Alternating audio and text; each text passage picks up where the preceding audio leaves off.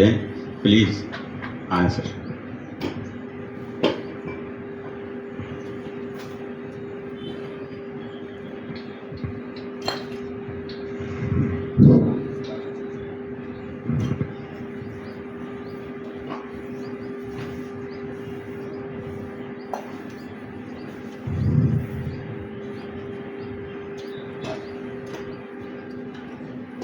सर्वप्रथम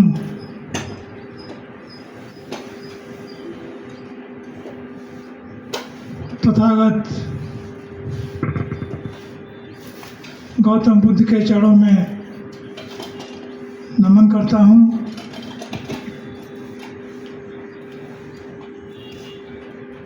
भारत में बुद्ध को स्थापित करने वाले बोधिसत्व बाबा साहब डॉक्टर भीमराव अंबेडकर के चरणों में नमन करता हूँ और यहाँ उपस्थित सभी उपासक उपासिकाओं को नमन करता हूँ। जय भीम, नमो बुद्धाय करता हूँ।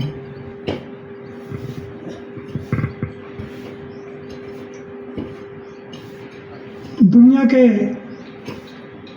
महान विद्वानों में से एक तथागत गौतम बुद्ध के जीवन से आप सभी परिचित हैं। उन्होंने दुनिया को जो संदेश दिया उसका एकमात्र उद्देश्य था मानव जीवन का कल्याण करना। जो अविद्या में अपना नुकसान कर रहे थे उनको विद्या रूपी ज्ञान प्रदान करना। उन्होंने अपने जो संदेश दिया सभी के लिए संदेश दिया। हर क्षेत्र में उन्होंने संदेश दिया, उपदेश दिया। उसको हम देशना के रूप में कहते हैं, धम्म देशना। धम्म का मतलब होता है सत्य का मार्ग और देशना मतलब होता है जो देने वाला।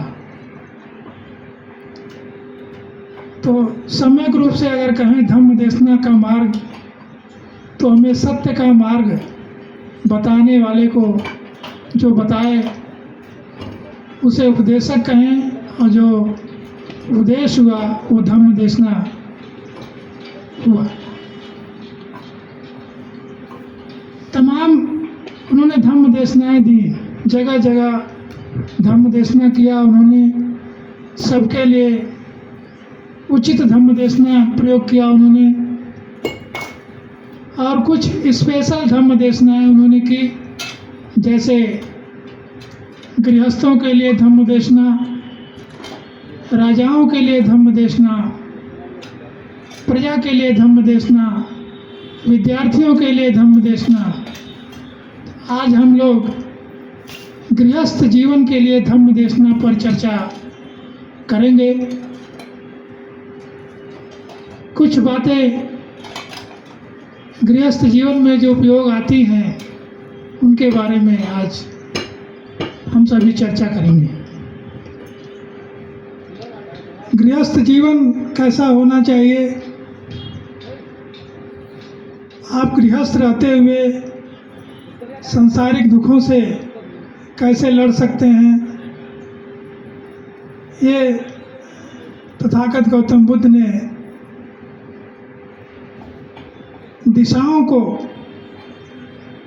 एक प्रतीक के रूप में मानते हुए गृहस्थों को धम्म उपदेश दिया था।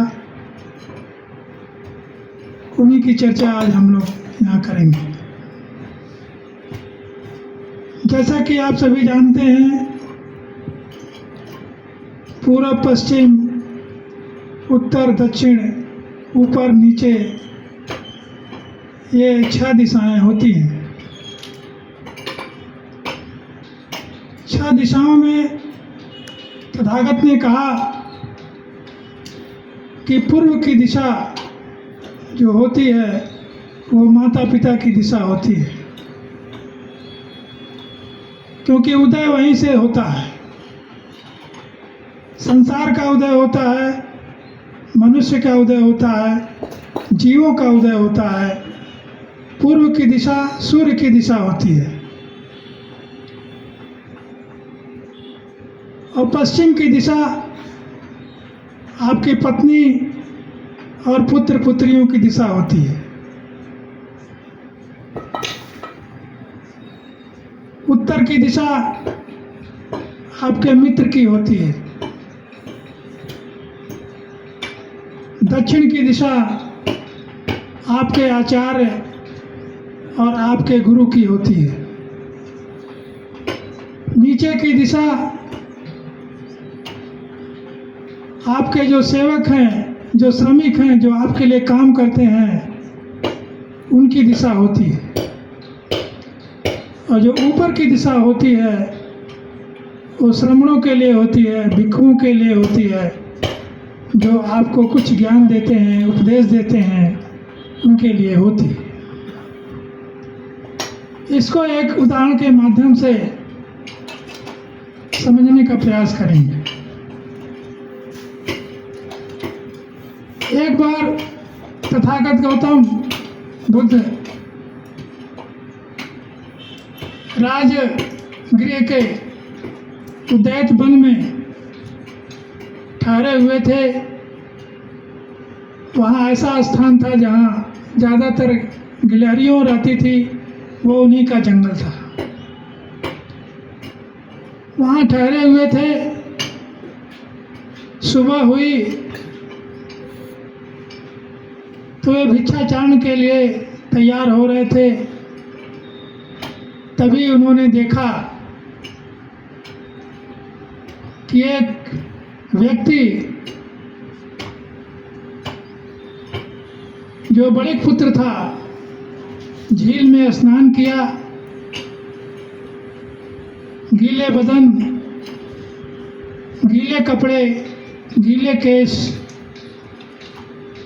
वो चारों तरफ, चारों दिशाओं में, ऊपर नीचे वैसे ही प्रणाम करते हुए घूम रहा था। जब उसका पूजा समाप्त हुआ तो तथागत ने उससे पूछा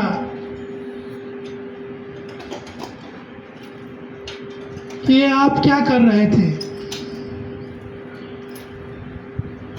उसने कहा कि मैं 6 दिशाओं की उपासना कर रहा था। उन्होंने पूछा क्यों कर रहे थे? उसने उत्तर दिया कि हमारे पिता जब थे, मृत्यु से पूर्व उन्होंने हमें कहा था कि बेटा 6 दिशाओं की पूजा करते रहना। मैं उन्हीं के अनुपालन में, उन्हीं के अनुसरण कर रहा हूँ और मैं अपनी दिनचर्या इसी से शुरू करता हूँ। तथागत ने कहा कि ठीक है, तुम उनका अनुसरण कर रहे हो, अपने पिता का अनुसरण कर रहे हो, लेकिन जो सच्चा धर्म उन्होंने बताया था तुम्हें, तुम शायद उसका अनुसरण नहीं कर रहे हो। फिर उसने कहा तथागत आप ही कुछ समझाइए, मुझे क्या करना चाहिए? तो उन्होंने बताया कि गृहस्थ जीवन के लिए जो पूर्व की दिशा है वो माता पिता का है। पूर्व दिशा का आदर करने का मतलब है, प्रणाम करने का मतलब है अपने माता पिता की आदर करना, उनका सम्मान करना और उनको उपासना में शामिल करना।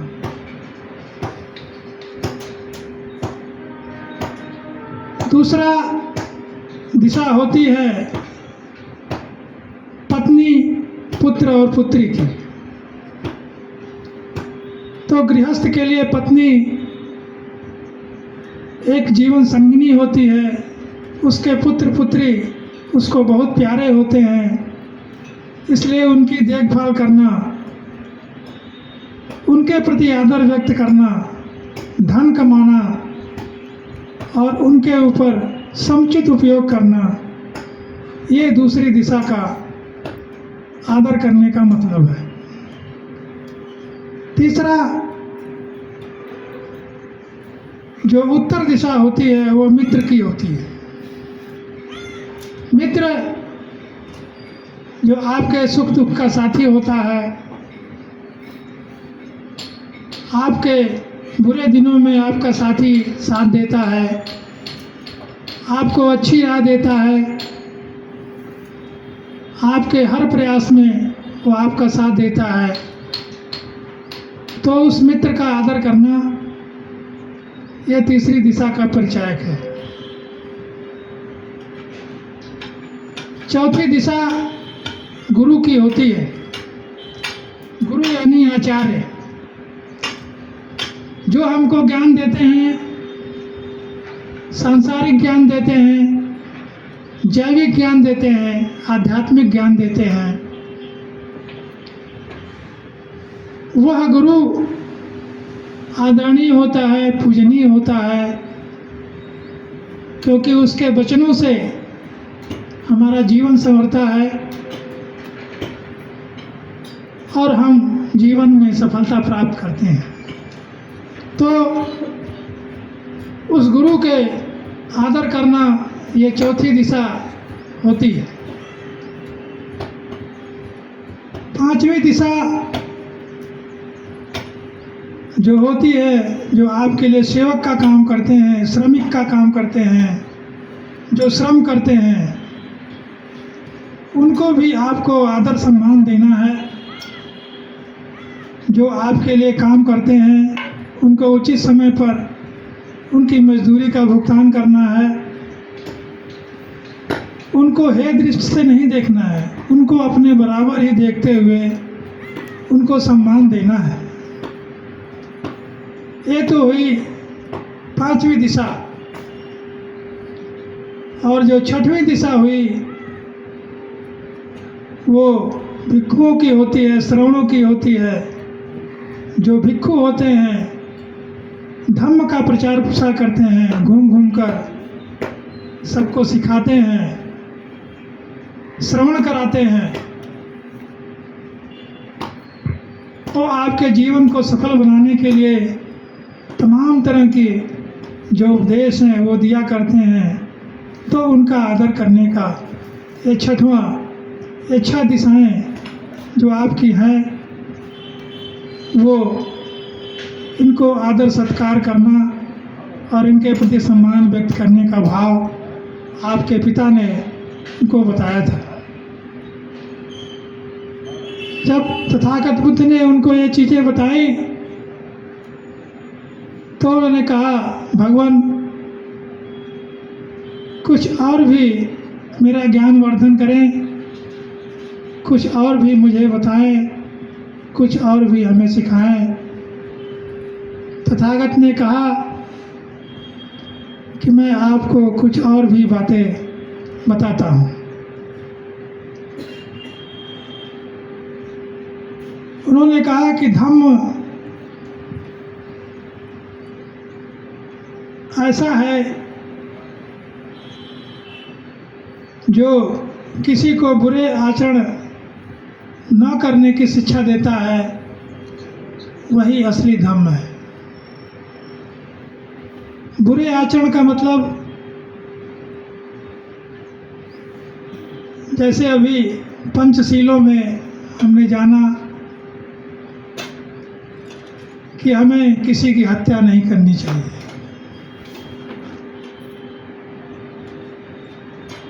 कोई सामान चोरी नहीं करना चाहिए, किसी के बारे में गलत शब्द, अपशब्द, चुगली आदि नहीं करना चाहिए। काम के वशीभूत होकर हमें कोई गलत कार्य नहीं करना चाहिए। और किसी के प्रति दुष्ट विचार हमारे मन में नहीं होना चाहिए।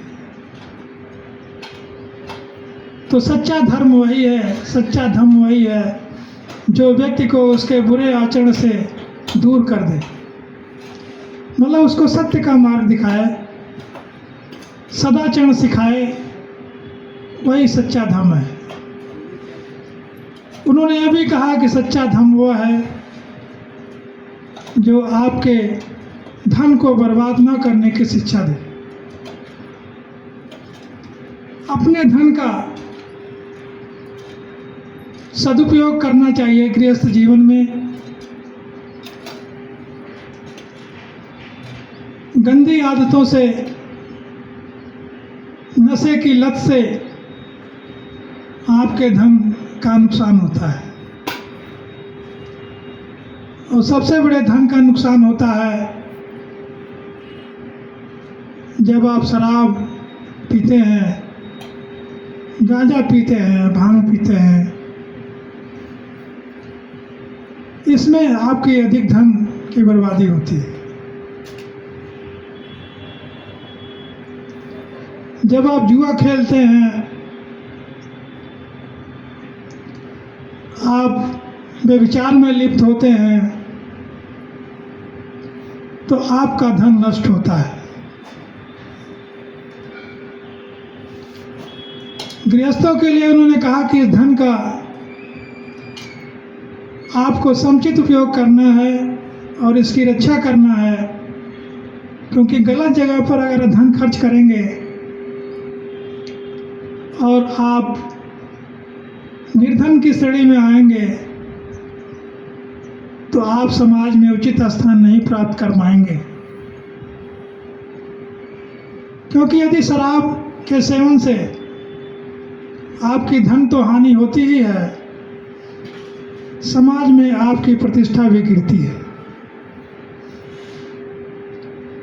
लोग आपको सही दृष्टि से नहीं देखेंगे, आपके प्रति उनके मन में गलत भाव पैदा होगा। आप अपना तो नुकसान करेंगे ही, धन का नुकसान करेंगे ही, परिवार का नुकसान करेंगे ही, आपका सामाजिक नुकसान भी बहुत ज़्यादा इसमें होता है। तो उन्होंने कहा कि नशे से आपको दूर रहना चाहिए। किसी के प्रति मन में दुर्भावना, मन में किसी के बाद किसी के लिए गंदे विचार रखना या उसका बुरा सोचना, अगर आप बुरा किसी के प्रति सोचेंगे तो निश्चित रूप से आपका भी उसमें बुरा समाहित होता है। ये मन से, कर्म से और वचन से किसी के प्रति बुराई का भाव, संदेह की भावना, जलन की भावना, राग और द्वेष की भावना आप नहीं रखना चाहिए। ये मन जो है बहुत ही चंचल होता है, क्योंकि मन में तमाम तरह के विचार पैदा होते हैं। उन्होंने कहा मना पूर्वडगमा धम्मा मनो श्रेष्ठा मनोमया, मनो पठेन भासति वा करोति वा ततो च दुःखम वेशवंति चक्का वहम इदम पदम। यदि आप मन में दुर्भावना रखते हैं, किसी के प्रति उसके प्रति राग द्वेष रखते हैं, तो आपके पास भी उसी प्रकार दुख आपका पीछा करेगा जैसे बैलगाड़ी उस बैल के पीछे पीछे बैलगाड़ी का पहिया चलता रहता है।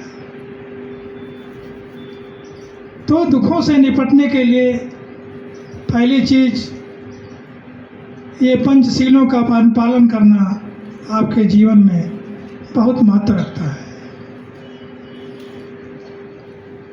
किसी की हत्या न करना, चोरी न करना, नशे में लिप्त न होना, झूठ और चुगली नहीं करना, किसी के प्रति मन में दुर्भावना न पैदा करना और काम वासना के प्रति उद्दीप्त होकर उसमें अपनी शक्ति को छीड़ नहीं करना। ये गृहस्थों के लिए मूल रूप से आदेश हुआ। एक गृहस्थ के लिए यह भी आदेश है कि अपने माता पिता की उचित सेवा करना। जैसे माता पिता बचपन में अपने बच्चों की कितनी देखभाल करते हैं, उन्हें हर दुख से, हर समस्या से निजात दिलाते हुए उनका उचित भरण पोषण, अच्छा से अच्छा भोजन, अच्छी से अच्छी शिक्षा दिलाने का प्रयास करते हैं। तो जब वे वृद्ध होते हैं तो उनका पालन उसी प्रकार करना चाहिए जैसे उन्होंने आपकी बचपन अवस्था में और युवा अवस्था में आपकी देखभाल की थी। गृहस्थों के लिए दूसरा उन्होंने कहा कि आपकी पत्नी और आपके बच्चे, उनके भी भरण पोषण की जिम्मेदारी आपकी होती है। सबसे प्रिय आपको अपने बच्चे होते हैं और आपकी पत्नी होती है। जो पत्नी है आपको दिल से प्यार करती है, आपका घर गृहस्थी संभालती है, आपके वंश को आगे बढ़ाती है, तो उसका आदर करें, उसके कार्यों का आदर करें, उससे निश्चल प्रेम करें, उससे कोई भी बात छुपाए नहीं। और जब आप उससे निश्चल प्रेम करेंगे, अपने धन का समुचित खर्च करेंगे, तो आपका जीवन बिल्कुल ही सरल और बिल्कुल ही शील से भरा हुआ होगा और एक आप उत्कृष्ट गृहस्थ जीवन जीने में सफल होंगे। तीसरा, मित्र के साथ आपका व्यवहार बहुत सम्मानजनक होना चाहिए। यदि कोई ऐसा मित्र है जो आपके साथ कपट करता है, झूठ बोलता है, आपका धन खर्च कराता है, आपको अनुचित सलाह देता है, तो ऐसे मित्र को आपको त्याग देना चाहिए। सच्चा मित्र जो है वो आपको विपत्ति के समय आपका साथ देगा, आपका हर तरीके से साथ देगा, आपको उचित राय देगा। तो आपको ऐसे मित्र का समुचित सम्मान करना चाहिए और उसके प्रति वैसा ही सम्मान करना चाहिए जैसा आप अपने लिए चाहते हैं कि वो मेरा सम्मान करे। तो ये हो गया मित्र के लिए जो उनकी देशना थी। अब चौथी देशना गुरु के प्रति, आचार्य के प्रति उन्होंने कहा कि बालक जब शिक्षा ग्रहण करता है तो जो आचार्य होता है वो अपने सारे जीवन का निचोड़ जो उसको ज्ञान रहता है वो उस शिष्य को देना चाहता है, क्योंकि आचार्य ही एक ऐसा होता है जिसमें किसी प्रकार की कपटपूर्ण भावना नहीं होती। वो समान रूप से अपने जितने भी उसके विद्यार्थी होते हैं, जितने भी शिष्य होते हैं, उनको उत्कृष्ट से उत्कृष्ट अपना ज्ञान देना चाहता है और देता है। अगर आपने उसको ग्रहण किया है और उसका समुचित अनुपालन आपने किया है तो निश्चित ही आपका जीवन उत्कृष्ट श्रेणी का होगा। और पांचवी देशना उन्होंने श्रमिकों के लिए दिया, सेवकों के लिए। आप मालिक हैं, लेकिन आपके नीचे जो काम करते हैं, जो आपके सेवक हैं, जो अपने से ज़्यादा आपकी चिंता करते हैं कि साहब को ये कष्ट न हो, ये दिक्कत न हो, उससे पहले ही वो हाजिर हो जाते हैं, तो उनका आपका समुचित ख्याल रखना चाहिए। उनके भी दुख में आपको उनका समुचित सहायता करनी चाहिए। उनके सुख के क्षणों में उनका सहभागी होना चाहिए। उनको वही आदर सम्मान देना चाहिए जो आप सभी को देते हैं।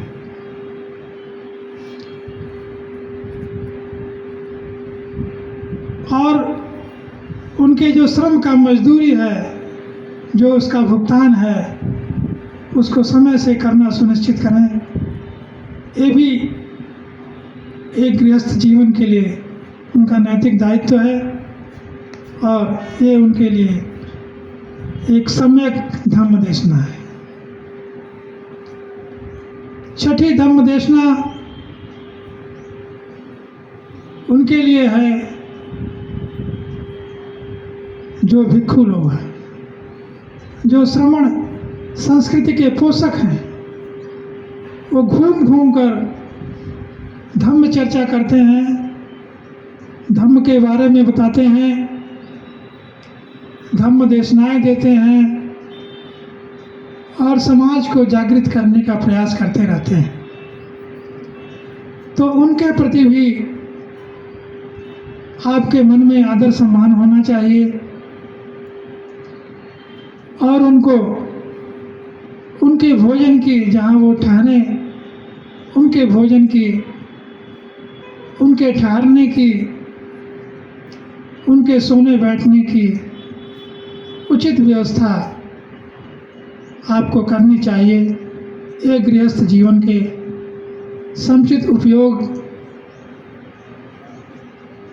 और उत्कृष्ट जीवन बनाने का एक सफल मार्ग होता है।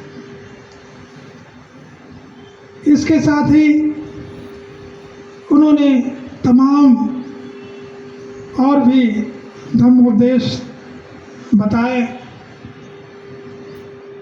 जैसे उन्होंने कहा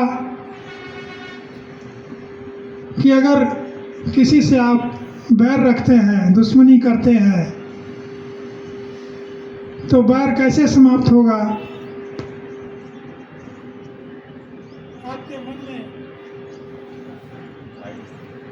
आपके मन में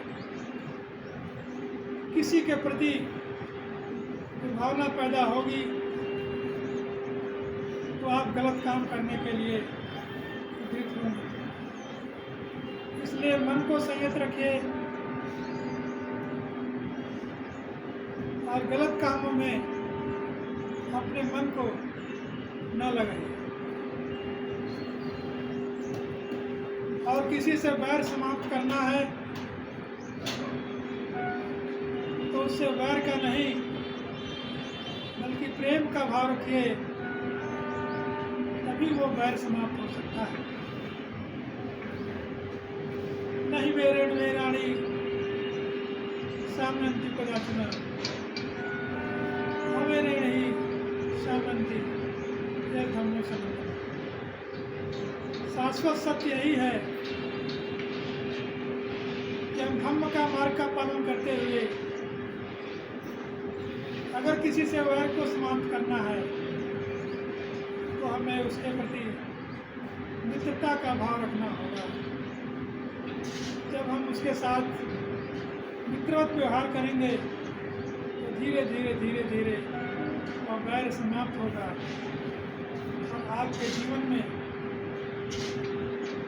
जो एक हमेशा व्याधि सी बनी रहती है कि हमने उसका नुकसान किया है, वो भी मेरा नुकसान कर सकता है, तो धीरे धीरे धीरे धीरे समाप्त हो जाएगा और हम एक सफल जीवन, एक उत्कृष्ट जीवन बिताने की ओर अग्रसर हो जाएंगे। आज इस धम्मदेशना के चरण में गृहस्थों के लिए धम्मदेशना के बारे में मुझे जो कुछ भी ज्ञात था मैंने आपके सामने रखा।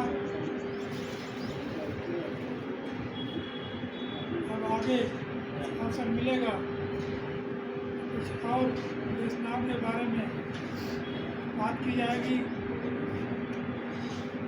इन्हीं शब्दों के साथ भवतु शब्द मंगलम, भवतु शब्द मंगलम, भवतु शब्द मंगलम। इन्हीं शब्दों के साथ मैं आज अपनी वाणी को विराम देता हूँ। आप सभी को जय भीम।